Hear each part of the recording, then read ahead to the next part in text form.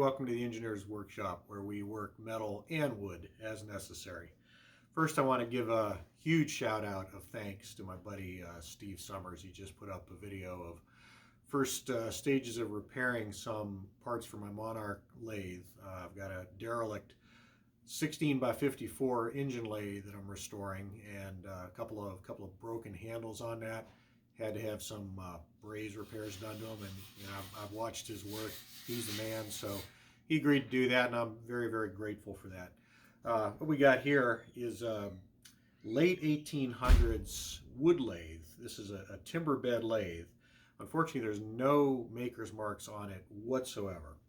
A flat belt pulley originally driven by a line shaft. I rigged up a three-phase motor to spin it, and what I'm making here is some Christmas presents for the various members of the family. And these are little rollers that you're going to roll over the ball of your feet. Helps with plantar fasciitis, and got to form these series of beads on here. I'll bring you in closer and show you how that works out. These are blanks made of cherry. I didn't have any stock big enough, so I glued up 4 and then roughed out the shape. And now it's just a matter of stepping off and covering the surface with the beads. So I've got these glued up cherry turning blanks. I'm going to be doing a project for, oh boy, my wife, my mother-in-law, and sister-in-law to make those, those little rollers that you got. You roll your foot over them, and they help with your plantar fasciitis. So they're too short to send through the planer. They're right at like 9 inches. You can send them through, but they kind of hop up and down as I go over the feed rollers. I didn't want to get any snipe on this. So a trick that you can do is take a carrier board, and in this case I have an oak carrier board, and I sent that through the planer, and this is long enough to hold all 3 of these stacked end to end, and also to project a few inches past it. So this guy goes in, rides on the bottom bed rollers the entire time that the the top surface is under the knives. So there's no snipe on these. And if you're going to do this, use as stout a bottom board as you can, preferably a hardwood. But this has worked out really well. I'll try to send a couple through here so you can see it.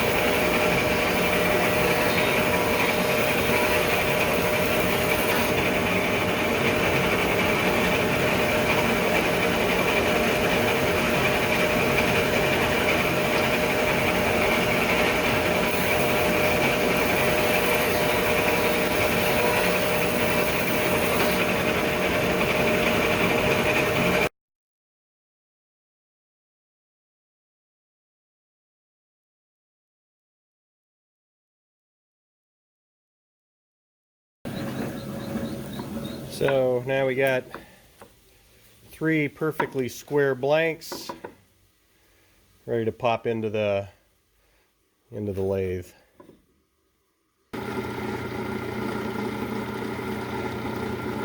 Got these turning tools at Woodcraft, Robert Sorby. Good, I'd say good quality. They're not the most expensive ones you can get, certainly. But they are hardness tested. If you can see that little dimple there.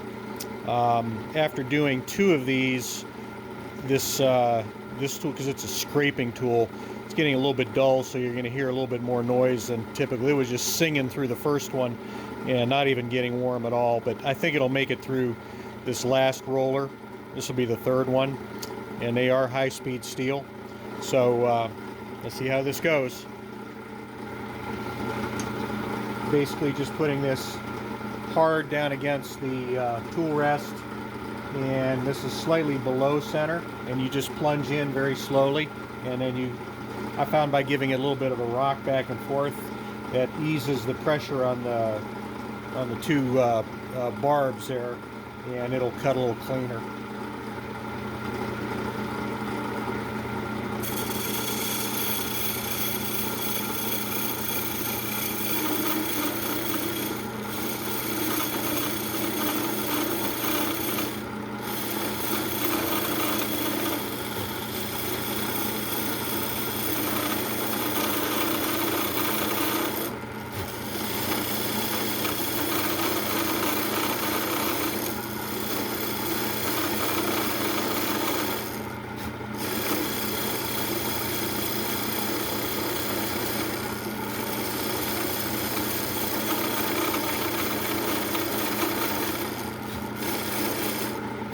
The reason I didn't form a full bead on this first one is the length of this just worked out kind of odd, and I was getting like a half bead, so I'm purposely stepping off a little bit, and hopefully I'll have a more full length one on this end.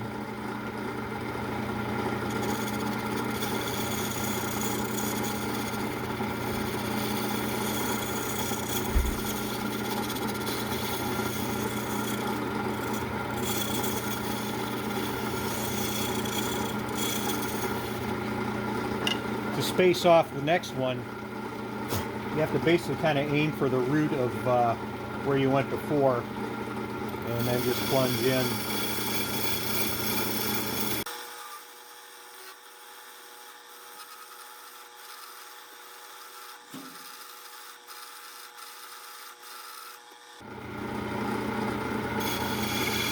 And you got to kind of keep perpendicular to the surface that you're working.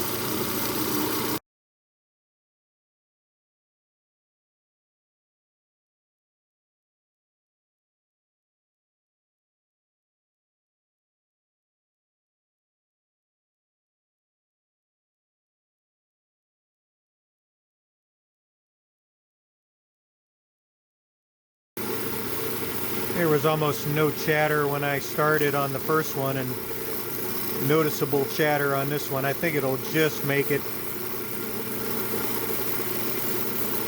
but then it's definitely going to need touched up.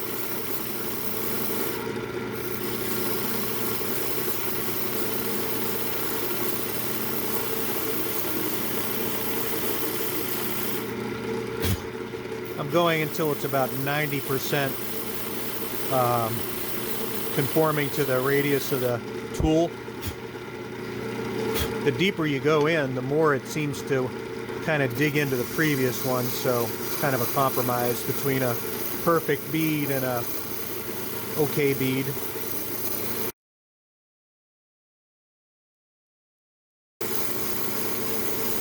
You can actually see how the bead is forming kind of by watching the backside. You can see the square top start to round over, and you know you're about done.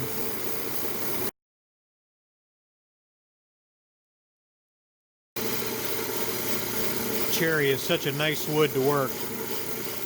Very close grain. Seems to turn well without tearing out.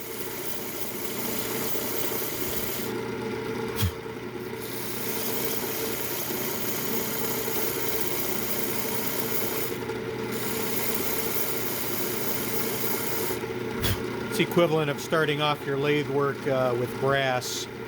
I'd say start turning with cherry. Makes you look like a pro when you're not.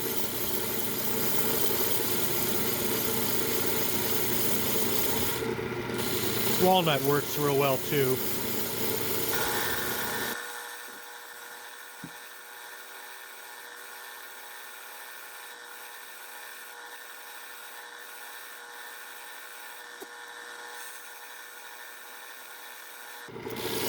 I don't know what I'm doing different, but the chatter seems to have gone away.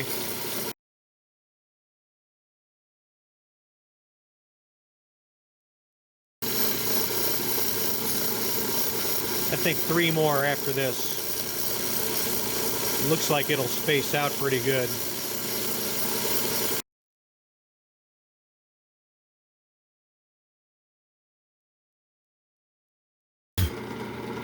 Oh yeah, perfect.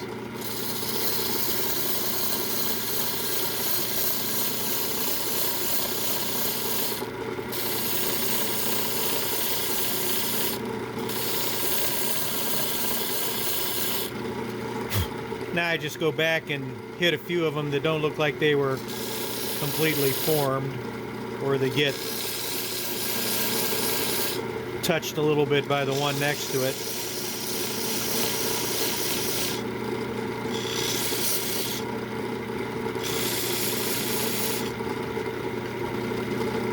Any that look like they have more of a flat on them.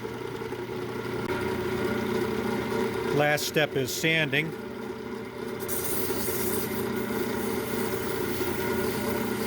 I've got a piece of my 6-inch by 36-foot stroke sander belt that snapped in my camera stand video. Good for getting into these grooves.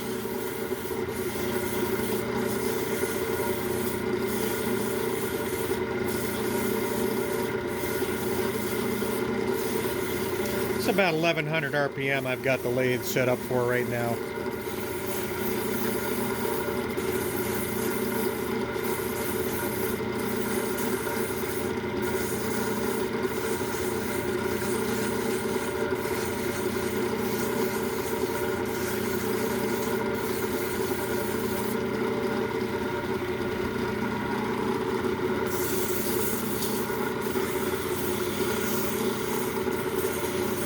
Basically all I'm doing is jamming the edge of this down in the groove and curling it back over so that it gets as deep as I can.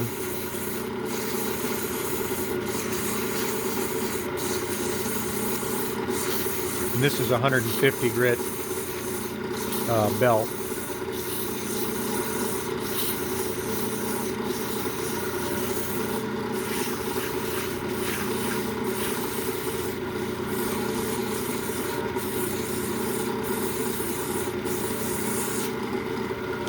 Then the final step is a 220, and this is these rubbery sanding sleeves that you can get at your big box stores, and they're kind of flexible enough that they pull up into the grooves and help sand over the edges of these.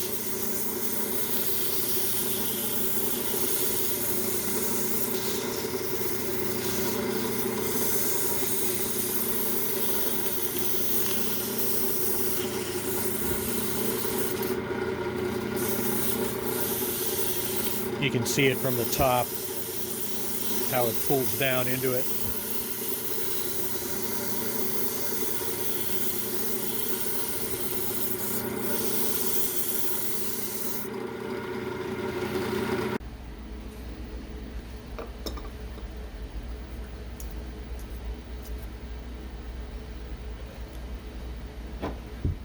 I'd say this one came out the best, so this one's going to my wife. Very smooth. Now basically an axle goes into each end, and then I've got bearings, 3/8 bore bearings on order from VXB, and they'll go in a little stand on either end, and then you know, you can roll your foot over this and while you're watching TV or watching YouTube videos. Hope you enjoyed that.